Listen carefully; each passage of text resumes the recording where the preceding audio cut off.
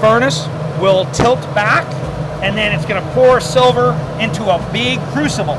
The door weighs 7,000 pounds. Just the door. Oh, Engelhard? That's right. Yeah. This mill used to belong to Engelhard. The bits are punched out of that. Yankee, you weren't supposed to put that in the video. It is so much more complicated than I thought it was. Albert's retirement is going the same way that my retirement is going. 1, 2, 3. The quality is outstanding. Awesome. It's better than the Usman, in my opinion. Get your Yankee silver rounds featuring coin dealer Tim exclusively online at SD Bullion. Orders over $199 qualify for free shipping. Grab yours today while supplies last.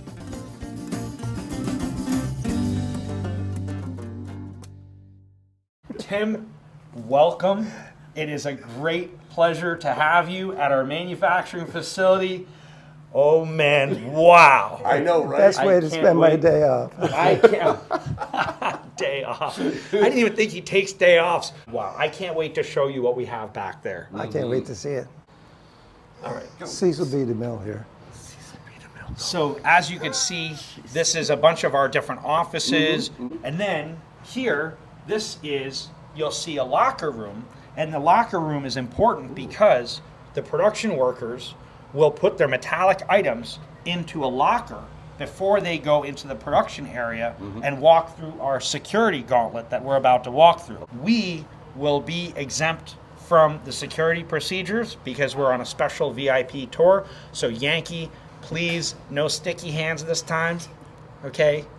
I know, yeah, I almost wonder if we should keep the security just for him. We call this our big fridge. The door weighs 7,000 pounds. Jeez. Just the door. It is pretty big. It goes back about half So a yeah, mile. it's about 20 feet deep. Even if you had the codes, you got through both alarms, all the keys, the doors, the crackhead cage, and you have the codes, it's still not going to open because it only opens at certain times when we're all here. It's a little better than my security system. It's pretty intense, isn't it? Wow. And you've got all kinds of stuff in there. I can tell you it's gold, silver, platinum, and some paper stuff with numbers drawn on it that they issued that's obviously not as good. In this picture, you'll see there is a particular gentleman and a particular press. This is a newspaper article from 1986. Yeah. The press that made the first American Silver Eagle coins in this newspaper is this press right here. That one there. Wow. The guy that we see in that picture, Yeah. he's right around the corner waiting to meet you. That's good. So did you have your shop in 1986? No, I opened the shop in 1991, but Yep. I was an avid coin collector and gold and silver collector in 1986. That's cool. Definitely. This is our tool room, and as you can see, these guys are making jigs and devices, some of the last few things we need to put our mass production. Welding, soldering, grinding, plumbing, piping, hydraulics, all kinds of stuff. Just absolutely lucky as we could possibly be to have these guys to be part of our team. So thank you, Duck, and thank you, Butch.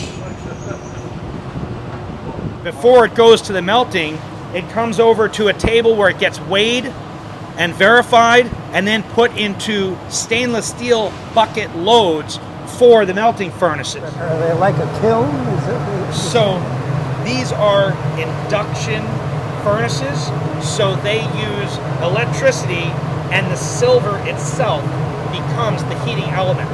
So there's no heating element like you would typically have in an oven or a kiln. It electrocutes the silver and then the silver generates its own heat. Now, these furnaces hold 5,000 ounces of silver each. pretty good. We put 4,000 ounces of silver into here and it was melted in 5 minutes. I just discovered another destination for the piles of silver in my place. You see these fire hose looking things? This is the electricity that goes into the machine. It's a lot of juice.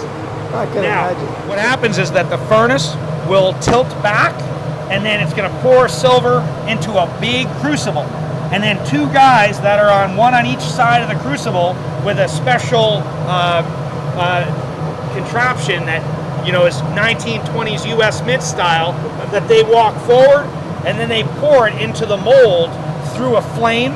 And so one guy stands on the other side of the mold with a graphite stick and a torch to wrap the torch around the silver so it doesn't absorb oxygen, and the guy with the graphite stick punches a hole into the graphite that's floating in the silver to open it up so that the silver can pour through the skin that's protecting it from oxygen consumption.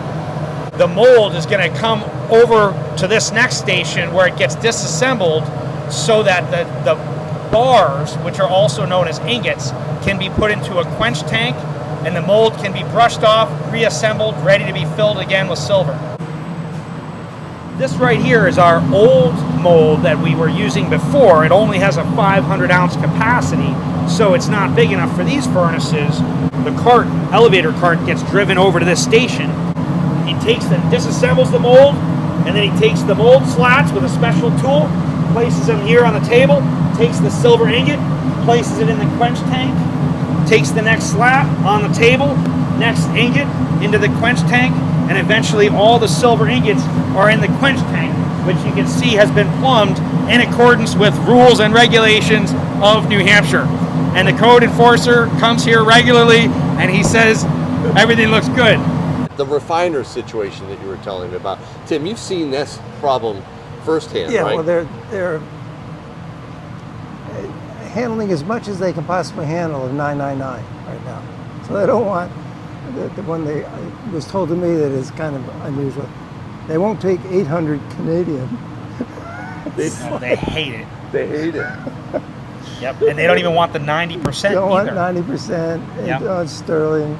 Yeah, it's a real problem. But Yes. we all have an outlet for that stuff, don't we? So, well, I know that I do, and I'm in a weird place where we have a lot of shops that are selling us their sterling because their refinery won't take it. Now, there's two choke points. One of the choke points is the production process to refine the silver. Obviously, 925 is easier to refine than 90% or 80%. That's one choke point. The other choke point is about the banks. And this is a part very few places want to talk about. Our refinery, if we want dollars for our silver refining materials, then they have a 4-month turnaround time. They say, look, if you want dollars, it's going to be 4 months before we can take care of you. Yeah. If we want silver grain, we don't want any dollars, and we don't even have, there's no bank involved anymore. Wow. We just say, here's our silver, we want you to purify it and give it back to us. And if we do that, they say, oh, great, we'll give you a better deal, and we'll do it in a few weeks.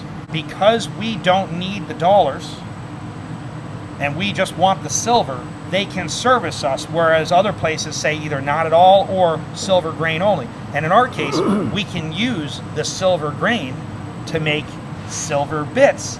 Yep. And silver bits sell. Right now, we're selling more silver bits than we are of any other generics because people see it as a prepper tool, yep, as a backup, and so we can turn the silver bits into the dollars if we need them. Well, I went on a refinery tour years and years ago, and what they talked about were lease rates. They were actually leasing this silver from you, right? Yes. So there's a part where they're paying interest on the lease and on their hedging mechanism. And so I won't say the name of the company, but the president of a refinery that we do some stuff with that is awesome, he explained to me, he said that when the silver price recently, when the silver price broke $60, he said that it was right before a long holiday weekend, and that they have to pay interest to the bank for the silver while they're processing it in order to mechanically make their hedge work. And he said that their rate went from 2.5% to 80-something% in a matter of hours right before the long weekend. And he said that they lost so much money during the long weekend because they couldn't move anything, and their interest went crazy, and they lost a ton of money. And he said that when the price goes up, it gets harder and harder. I say, well, what happened in 2011 when the price went up to 50. He said the same thing happened, except this time it was much worse. And then, and note, this was, at the time, silver price was like $65. Obviously, we all know it went higher. And so I said to him, well, what happens if the silver price goes even higher? And he said, then it gets even worse. And so he said that the only people that were making money were the big banks, and that the refiners were getting clobbered. And so I thought, man, that's a messed up situation. If you're in the silver business, you'd think that the silver price going up, you're going to make more money. But he said when the silver price is going up, the banks are just smashing these guys on the hedge. This behind us happens to be a 8x10 Roos rolling mill. The ingots that we cast get sent between the rolls, and they get squeezed, and they come out the other side, and then they're thinner and longer. And when they start, they're about 12 inches long, and by the time they're done rolling, they're 12 feet long. These blocks of wood are there to press down on this cleaning pad, and that way it continuously cleans the rolls as they turn. Now there's another thing about this mill that you might not have guessed. Maybe you might guess this, but do you know who owned this rolling mill before, Tim? No, I don't know that. I'm going to give you a guess. They were a very, very well-known refiner and minting company, and they start with the letter E. Oh, Engelhard? That's right. Yeah. This mill used to belong to Engelhard, legendary silver refinery and maker, and now we have it. I'm assuming that if you're rolling it to a 12-foot block or whatever it is, that the thickness is the same as the thickness of the bits when it comes out? Yes. So, in fact, maybe we should go to our finish mill to answer that question. Good. And so here, we adjust this machine so that that final pass gives us the microscopic accuracy thickness that we want to get our weight to be precisely 0.05% over. So we give them just a little extra silver so we stay a little heavy, but not to go under, but just a little over, not to give too much either. Now, we have this dialed in so that it's like a gun shooting the bullet through the same hole over and over and over again. And that's why you have a separate finish mill, so that you don't have to change it and keep adjusting it. That way it's just dialed in perfect. So Tim's question was, when the strips come out of the rolling mill, are they the same thickness of the silver bits? Right. And truly the most accurate way to answer that question is actually that they will be the thickness of the blanks. But then when the blanks are coined, the edges actually raise, so they become slightly thicker at that point. Okay. It's like the production of pennies. They come out on the strip. I'm assuming that the bits are punched out of that? Okay. That's right. They roll the conveyor over to here, and then the strips get fed into this crack, and then the die goes up and down, and it punches out 8 silver bit blanks per stroke 120 times per minute. So it produces 960 silver bit blanks per minute. And the blanks fall into this magic basket here, and then the webbing, which is the material that is left over, it's called webbing. It's basically the strip with the holes punched out. It goes down into the back into a different bucket in order to get thrown in the trash. Wait. Just kidding. No, definitely not. So then, of course, all that webbing and scrap gets remelted. And in fact, everything gets reused, remelted, or refined. Even our floor dirt gets swept up and refined to get any specks of silver that fell in there. Our floor dirt, hundreds of dollars a pound, but nothing is wasted. Everything has to be recollected. Yeah, the capacity of these is pretty amazing.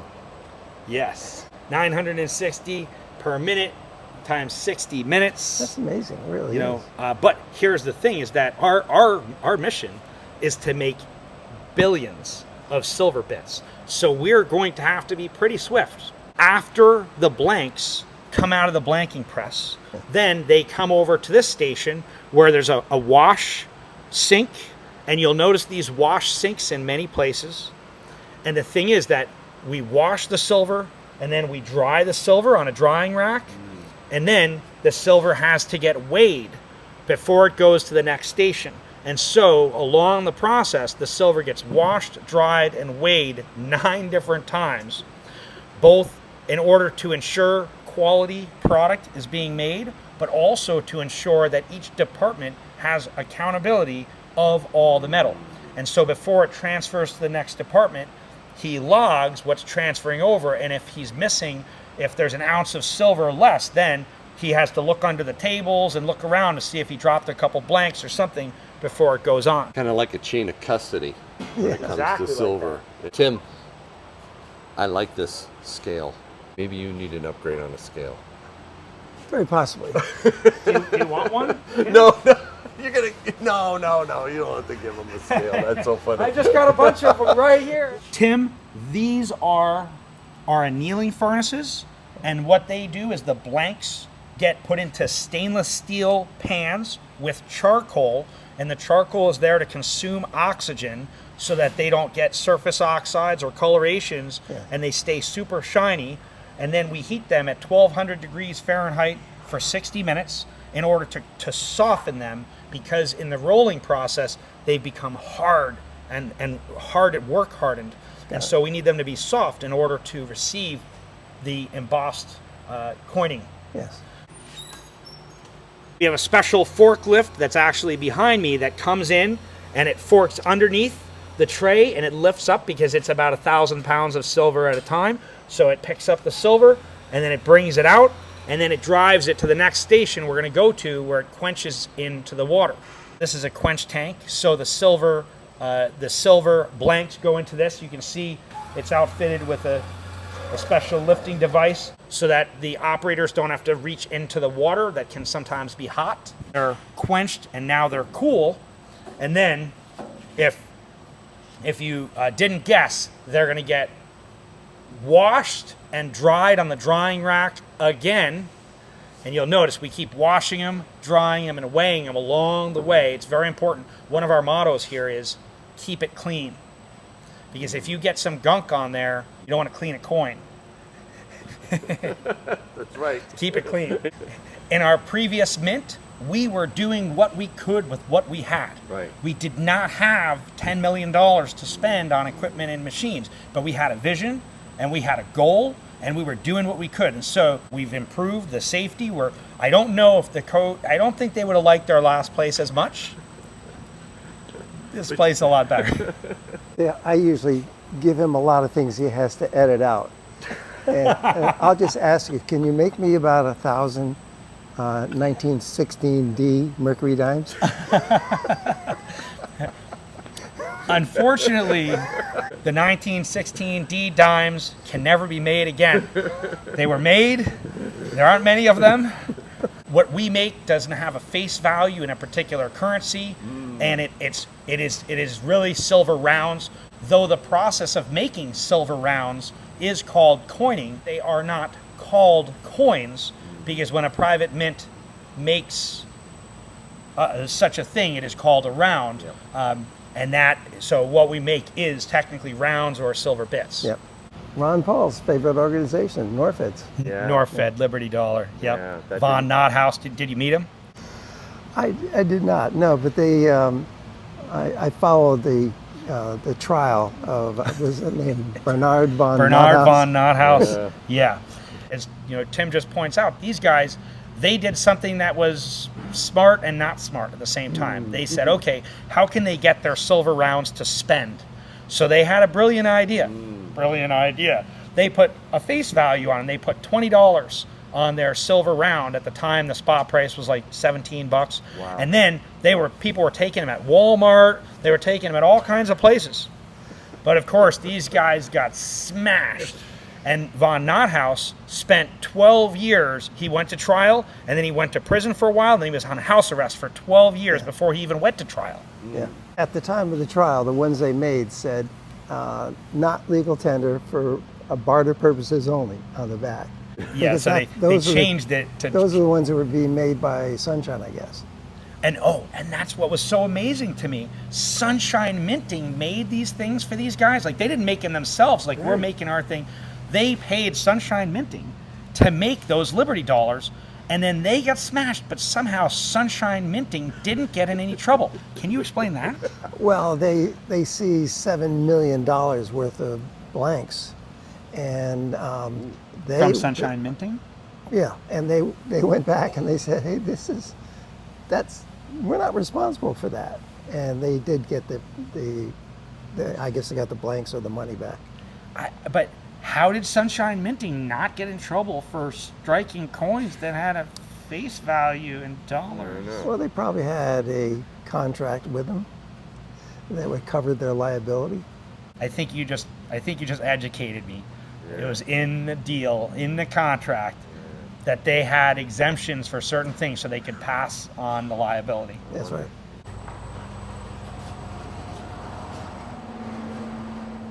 These right here are our deburring tumblers. We built a special room for them to keep the noise down. And if you look in this one, you're going to see there's little cones. These machines vibrate, and the media swirls up, over, and around, as well as it goes in a circle. And so that way, the silver blanks are nice and smooth, ready for the next step. Cecil, go on the ladder and take a look down at it.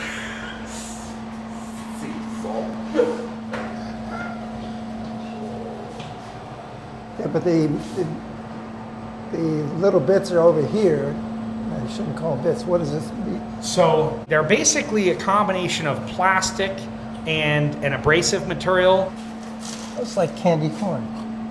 Tim, no, it's not candy corn. That's cool. Yeah, this is It's a lot bigger than I. much more complicated process than I thought it was. Is it? I wondered if you were going to be surprised at the process. Well, I guess if you're going to do a volume that they intend to do, you got to cover every facet of it. To make it Yeah. sense. Over the years, people have sent me different, and I'm sure you've gotten a ton of this kind of stuff, but people send me these wacky emails and questions and things, and sometimes they'd be like, oh, Dave, can you sell me a coin making machine? Like, oh yeah, you just press the button and then coins just come out of the bottom. Yeah, it's $75. They sell them on eBay. They probably do.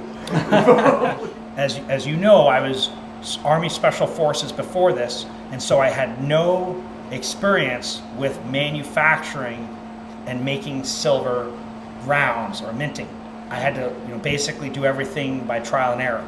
And one of the main resources that I found was I came across this black and white U.S. mint footage from the 1920s, and it was no sound. That black and white 14-minute video, I watched it probably several thousand times, over and over again, just zooming in on certain things to try to understand what they were doing. And this whole operation has been modeled almost just based on that one video, because no one wants to write any books on how to make silver coins. It's very secretive. The people that are doing it don't want to tell you what they're doing. So a lot of this has come from that. But having these machines is not going to get you there. We've had to do a lot of things wrong to learn how to do them right. I went on a U.S. Mint tour in the 50s, around 57 or 58. T-shirt, blue jeans, and a cigarette. Indoors in the U.S. Mint. Yeah. Well, he's got sandals on. He fit Yankee, right you in. weren't supposed to put that in the video. But now when guys are working production, they're wearing steel-toed, or they're actually not steel, they're non-metallic toe protective boots, so that they can go through the security gauntlet. But we do have protective gear for guys when they're producing. Obviously, safety is very important. Right. You can see that this is stainless steel balls. Yeah. There's about 500,000 of them in here. They're stainless steel, chromium plated, and it's very important to give us that high luster on the blanks before they go to the coining. If you want to make silver coins or you want to make silver rounds, you got to have a lot of balls. Wow. Yes, this will probably take him longer to edit this than any Oh, it's video gonna he's ever made. It is so much more complicated than I thought it was. Yeah. Which is, and I'm amazed that you even took on this project. I am too. I don't know what in the world I was thinking. Yeah, I said, you know, it's if I were 30 or 40 years younger, I would really be thinking about something like this. But I think it's great. It's really nice to have a process like this nearby, and it's a big investment, a very, very, very big investment, and it's not only is it fascinating, I'm really impressed. So 30 years ago, he might have worked for you. Actually, I would just hang out and watch what was going on. I know, right? And you're welcome to come back. We can come back and do another one, maybe on another day when we're in full production. Oh, that'd I be think great. that might be a good I'd love idea. to come back when you're in full production. Yeah. When this is finished, I mean, they're going to be the same quality as coins, as currency. Sooner than you think. In fact, I don't know if you were expecting this or not, but in just a few minutes, we're going to go over to the coining presses, and we're going to invite you and Yankee to strike your own silver bits, and then for you to look at it and tell me what you think. Could you like this video and maybe even subscribe? What do you think, Tim? Oh, I think this is a video that everybody's going to really like, and probably most of the people who see it will want to subscribe. I hope so. I hope so. I hope so too. All right, let's go. This is Albert. Albert, this is Tim. Tim. Oh, yeah. Albert is the guy that we just saw a little while ago in the newspaper. I remember those coins coming out. It was really something new. It was something we never expected to see from the U.S. Mint. And I'm talking about, obviously, about the Silver Eagles. Yes. We still make the bullions to this day, right? But the 86 was the one that we started. And I think there's only a few. They're very highly collectibles now because we only made a few. We started towards the end of the year when we started minting those. American Eagle is still the largest volume of anything we sell. Yes, yes. Oh, even you, okay. Yes. Yeah, great, awesome. It's a godsend. Unfortunately, they're too expensive. Yes, yes, they are now. I mean, when I bought them in '86, they were $9 an ounce. And people probably objected to that. Yeah, they did. They were like, "Well, $9 for silver," and I go, oh, well, "I got 20 of them." So, yeah. So now I mean, people think, "Oh man, $9 is nothing. I should have bought them." But it's going to keep going up. Oh yeah. And here we are making 1/10 of an ounce. So it's more tradable. And how much is the price? How much is the price of a 1/10 ounce now? Well, if it's $70 an ounce, that's $7 per one. Right around that $9 almost. Yes, right around that $9. How'd you get the job there? Well, believe it or not, I went to the unemployment line and saw this ad and used to look at the board to see which one you want to pick. Metal Foreman Machine Operator was the title. And I'm going, reading it to myself, and I'm going, this has to be the Mint. It didn't say the Mint, but in my head I'm saying, no, this is coins they're talking about. This has got to be the U.S. Mint. So it took about a couple of months before I finally got hired. Usually someone my age going into that is probably the inspector of the coins, quality assurance, and then you work your way up. But I went straight into minting coins. And from there on, it's been part of my life. That's good. And at the Nevada Mint, I got to learn the whole process. And that was something I really, really enjoy. The company that he was working with and working for was the Nevada Coin Mint. They were making all these tokens for the casinos. And then the casinos went digital. So these guys decided, you know what, we're going to retire. Let's sell off the stuff. And it just got so lucky, the timing of it. We bought everything they had left. And we spent $250,000 to buy the equipment, as well as all these spare parts, and it took $80,000 just to transport it here because these weigh so much. And then, but we met Albert and that he was like, all right, I retired a month ago, but then he got really excited about the idea of silver bits and making a huge quantity more of coins, and somehow he decided that he was gonna move to New Hampshire. He heard the weather is amazing here and it's nice and warm, just like in California and Las Vegas. In Nevada, right? Really warm. So, Albert's retirement is going the same way that my retirement is going. the company that was selling us these machines, I said, I want you to turn it on for me. They said, we're not turning it on. We don't have an operator here. The owner, he wasn't willing to turn it on. But luckily, they were able to get Albert to just come to run it for us, because it takes, you don't just turn this machine on. You have to know how to use it, and it can take years to learn the intricacies of how to run it without breaking it. And if we bought these machines and we didn't have Albert, it is a question mark how many times we would have had to break these before we figured out how to use them correctly. I see that Albert has used the Little tricks of the trade. rubber band. Yeah, just that's right. He's like, oh, let me show you a trick. I'm like, Yeah. rubber bands? He's like, Yeah. no, watch, double the speed. Right. So, but Right. to have Albert here, we couldn't put a dollar figure on how much it's worth to have an expert who comes here to teach us how to do this. Before these were in the Las Vegas Mint, they were at the U.S. Mint as well, and these were making dimes, billions of dimes. So these machines, they've made a lot of things already, and you might have even spent coins that this machine made. That's right. You can see we have two of them. They're twins. Turn on the flywheel. And that's this wheel over here that gives it the motion, Okay. kind of like a locomotive, So, here we go. Gotta press two buttons at the same time. Okay. Yep. At the count of three, you press the button. Once it goes, just let go. 1, 2, 3. There you go.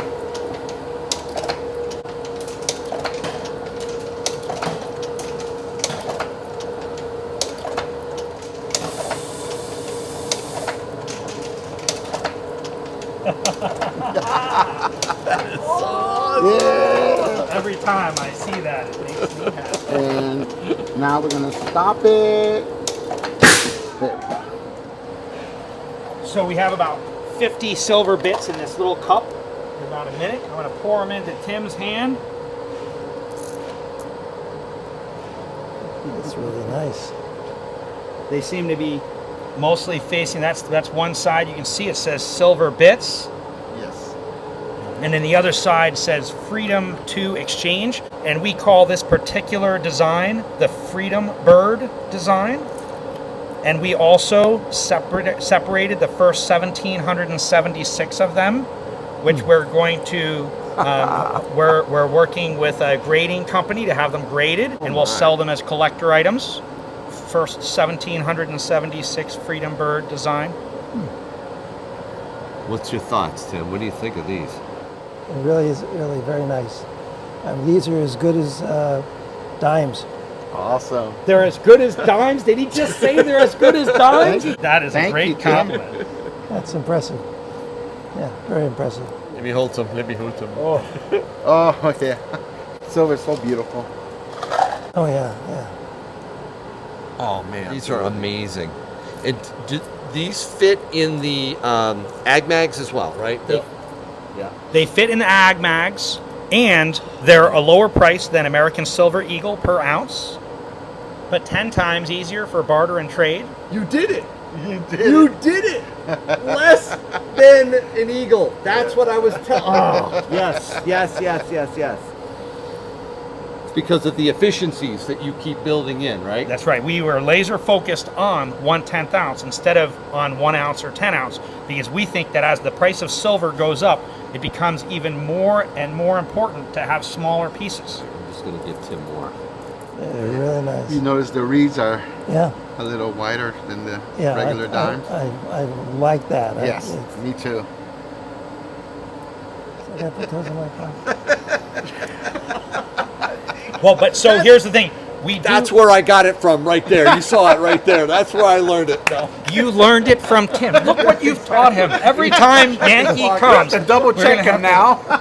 So, but it is my intention to give you each some of these to take home because you struck them. You can take them home as a special collector item for your collection. We'll get some little plastic containers for them to give you, and so so you don't have to give them all back. We're going to make sure you leave with some.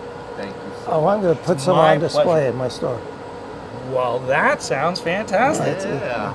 Thank you, Tim. And I will say that it has been a tremendous pleasure to have shown you this process and to say that these are that good, to give us, say they're as good as dimes, and for him to say he likes them and would even put them on display, that is, I feel like if Tim says it's good, it's good. What about me? I think they're really good. Does that matter as much? And I'm glad you came too, Yankee. Yes, I know, Yankee. Ian, thanks. In spite of his mental deficiency. I'm glad. Yeah, I'm glad he came. Tell him you're glad he came too. He's really sensitive. Well, I'm glad you drove. I'm glad you drove. Thank you. I like it. Oh man. I have another perspective because the U.S. Mint is always complaining about how much it costs to make coins, and now I know why. Right? I can't say for sure that everyone feels this way or not, but I think it's likely that we can all predict that coins are getting phased out, one at a time, because I think these guys want to go to a digital currency. Yep. And they can track it, they can control it, they can trace it, then they can calculate your taxes for you and even possibly take it away when they want to. I think that's the direction that these guys might want to go with it. We'll see if that's where it ends up going. Is there a resistance? Are there anybody who's pushing back? Possibly. Well, there's a lot of resistance because Canada right now, we go there every year and we never spend any cash. Nobody will take cash. And everything is much more expensive. And don't you think the fallout from the Canadian truckers too has caused a lot of angst amongst people when they think about what governments may do with their currency? Yeah, it's all connected. Canada as a country is going digital.